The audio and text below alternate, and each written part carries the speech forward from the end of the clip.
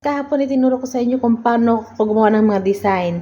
Ngayon ay ipapakita ko naman sa inyo kung paano kung paano ko timplahin yung dough. Tara, umpisa natin. Guys, sa kalahating basong tubig, lalagyan po natin siya ng 2 kutsarang yes.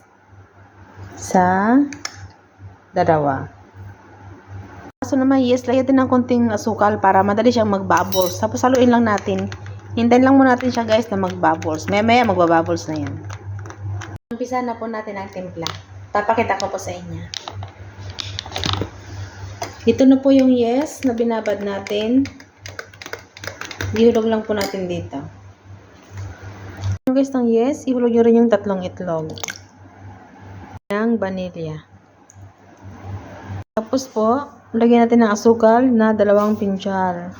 Kasi ano po yan, 6 na baso. Tapos asin. Tapos ito pong butter. Tapos yung 1 kutsarang baking powder. Tapos ito pong 1 basong nido. Tapos ito pong fresh milk. Huwag nyo muna ilalagay lahat guys. Kunti lang muna. Tapos yan po. Tunawin nyo na. Tunawin nyo muna yung asukal. Lahat ng rekado nya. Yan. Yan. Ipapakita po ako sa inyo na isang napakasarap na nagpapasarap ng doko. Ito po. Itong Dream Whip. Yan. Yan pong nagpapasarap sa doko. I-try nyo pong gawin yan guys. Kasi napakasarap ng ano eh. Pag wala po ito, pwede yung Nestle Cream. Tapos yun, haluin nyo lang hanggang sa matunaw lahat. Tapos, pag tansya nyo nahalo na, unti-unti nyo na lang siyang halo-haloin. Hanggang sa mamix nyo na po siya lahat. Yan, ganyan lang po. Napakasimple lang po yan. Basta ang pinakatubig nyo lang dyan guys, gatas, fresh milk. Yan ang nagpapasarap at saka yung Dream Whip. Yan, pagka tansya na pag nakita nyo medyo matigas pa, yan, dagdag lang po kayo ng fresh milk hanggang sa mabuo na siya. Yan lang guys, inid nyo lang po siya ng inid hanggang sa mapino.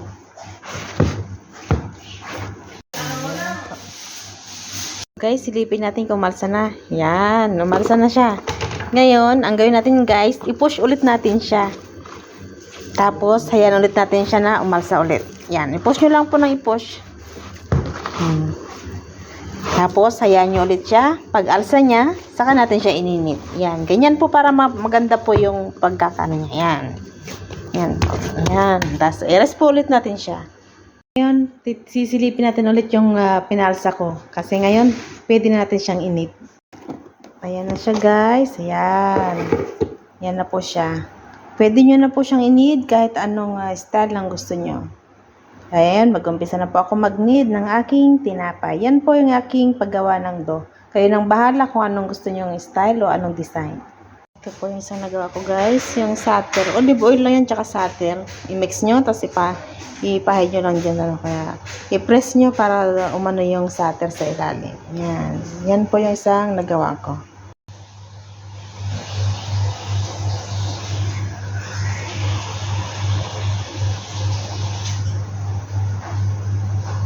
Guys, isang ginawa ko yung cinnamon powder, sugar, yung yung sugar na pula.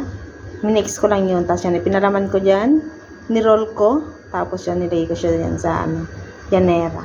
Sinaman po yung sa kanina, pinahiran ko lang po ng itlog, at nilagyan ko ng mga nuts, yung mga nuts na dinurog sa ibabaw. Pinaka-design lang yan sa ibabaw. Yan, sarap po yan guys. Yan, luto na. Ready to eat. Yung may cinnamon din, pero may cheese siya. Yan, pinalaman ko po dyan sa ilalim. Yan. Tapos, hiniwa-hiwaan ko lang sa ibabaw para may design siya. Yan. Yan guys, ito na yung aking ito kanina yung slice ko. Nilagyan ko lang siya ng, pinahiran ko lang ng itlog, tapos nilagyan ko ng sesame seed. Yan. Yan po siya ngayon. Luto na po siya. Yan, ready to eat na po siya guys. Yan po, tapos na. Ito naman po, itlog po ang palaman nito. Nag-boil na ako ng itlog. Nilagyan ko ng cheese, nilagyan ko ng kusta, pamenta, at yan ng curry o kaya abuwalad. Yan.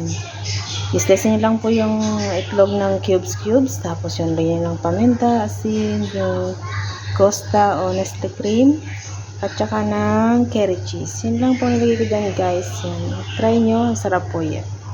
Yan, magugustuhan nyo po yun kasi malambot po yung gini. Masarap po yung dough niya kasi yung tinuro ko sa inyo kanina paano gawa ng dough. Sundan nyo lang po yun guys.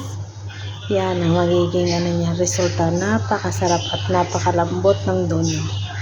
Yan, hanggang dyan lang guys. Ito na po yung mga ibang ginawa ko.